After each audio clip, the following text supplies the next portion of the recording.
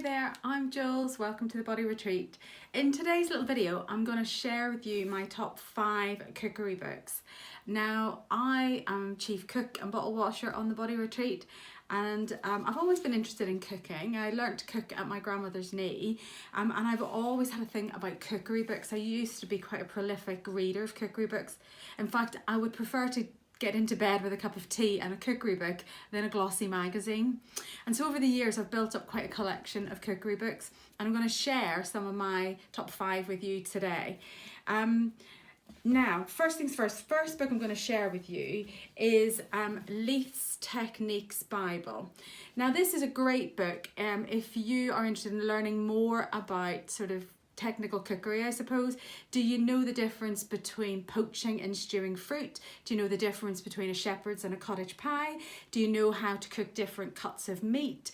And Leith kind of sets it all out. It is a bit of a weighty tome. I suppose it's a bit more like a textbook, but it has like great little diagrams.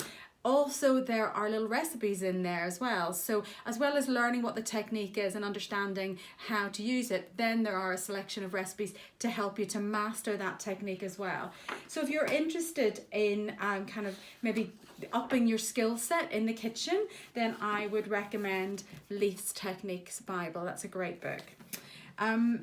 The second book then that I'm going to recommend today is one of my favourite cooking writers, and that's Nigel Slater. I have all of Nigel's books, but this I think is probably my favourite. This is Nigel Slater's Christmas Chronicles. So Nigel isn't just for Christmas, he's for all year round. And I love this book because I think there are dishes in here you can use all year. For example, hot smoked fish and leek pie. That sounds right up my street. Roast cauliflower and carrot hummus. Roast pumpkin with duca and pomegranate. I mean, that's perfect now as we move into winter time as well. So absolutely, I mean, Nigel is a food god. I can hear his voice when I read his words. So if you're looking for kind of fail-safe, delicious, but actually simple dishes to cook, Nigel Slater's Christmas Chronicles, that gets my thumbs up. And because it's no longer Christmas, you're probably going to find that a bit of a bargain on Amazon, or other bookshops are available. My third book is a vegetarian book, and it's by these guys here. I'm sure you may have heard of them already. They are the Happy Pair from Ireland. No nepotism here. I was introduced to these guys only last year. Now, I am a meat eater. I like to consider myself to be a sensible meat eater, in that both at home and on the Body Retreat, we choose to only eat organic, happy, healthy animals, and to do so in moderation, and to eat more plants. And that's what I love about these guys' books. Yes, they are 100% vegetarian. Yes, they are against eating animals, but not in a kind of a preachy way. They have a really fun ethos. I don't know if you can see, but the cat just walked past. They've got a really fun ethos to food, to eating, to health and well-being. The recipes are delicious. They're really easy to follow. Sometimes they might stretch you in terms of some of the ingredients that they might require you to go get, particularly if you're a regular meat and 2 veg kind of person. But definitely a great introduction to vegetarian food.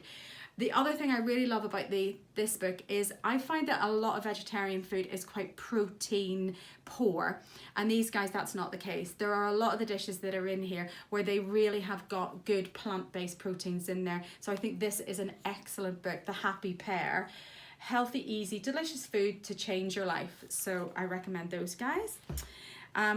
This is one of my absolutely favourite books. It's called Food for Thought by Vanessa Kimball.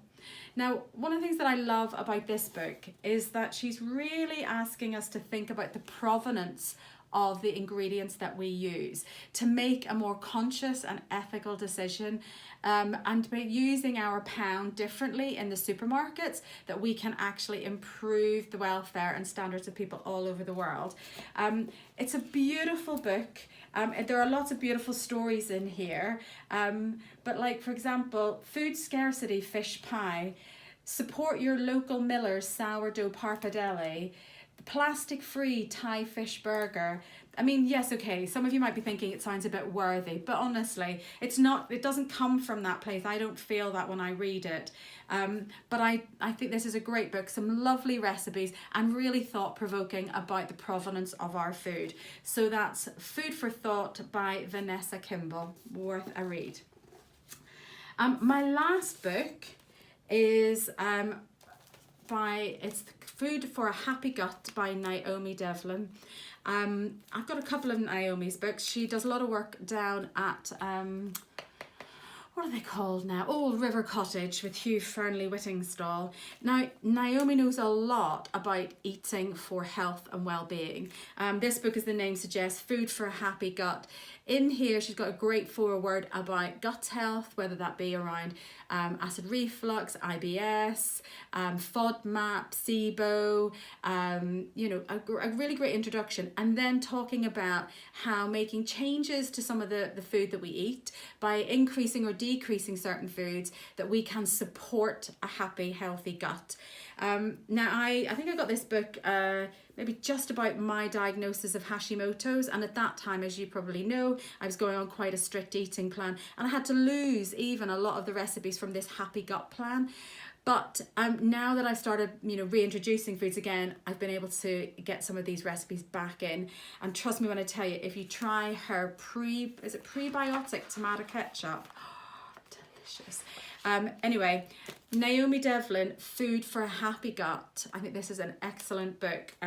Really well thought through, great pictures, easy to follow recipes, and you will end up knowing more about eating well for a happy gut. So there you have it. There are my 5 books that I recommend. I'm going to try and lift them all together. So we've got, I think, something for everything there. We've got Prue Leaf's Technical Bible. Oh, for those of you who are wanting to get a bit more technical, my favourite Nigel Slater with the Christmas Chronicles, Food for Thought to think about the provenance of food, the gorgeous guys from the Happy Pair over in Ireland with vegetarian, and last but not least, Naomi Devlin with the Happy Healthy Gut. So there you have it. That's my 5 favourite cookbooks. I'd love to hear whether you've read them, tried them, or whether you have some favourite cookbooks, because I'm always in the market to learn a bit more. Until next time.